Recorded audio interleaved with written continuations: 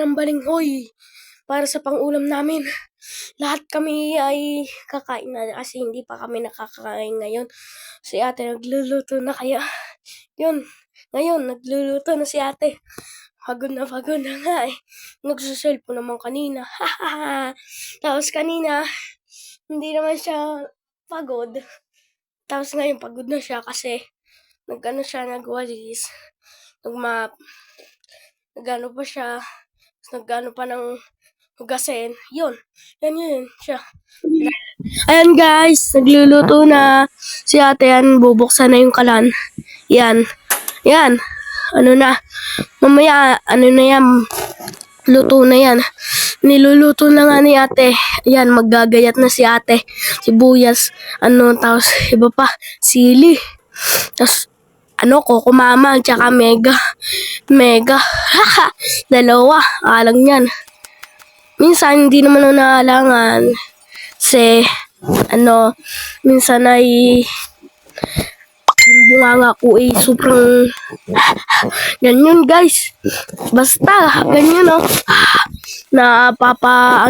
ganyan. Kasi sobrang halang kaya yan. Gagayat na si ate ng sibuyas. Yan, umiyak si ate.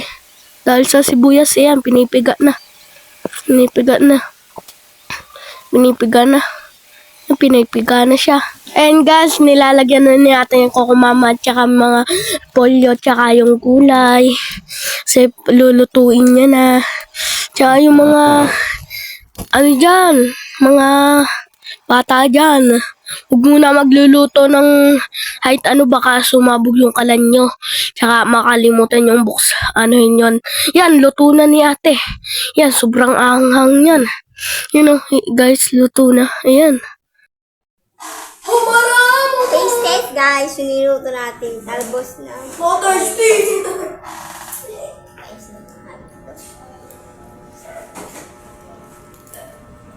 Wow! Rate ko siya 10/100. 10/10. Ganun siya kasarap. Paluto ko. Sakto may yelo. Mabay. Sakto naman sila. Ayaw, di ma. You have to guys, pagbahaw na siya. Bukas. Tapos makain mo maasim-asim. Alis na ba?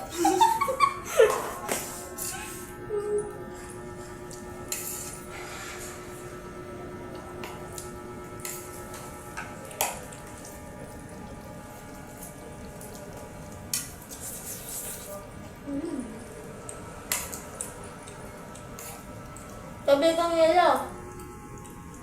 Hoy, nahulog ko na yun, di ba? Saan?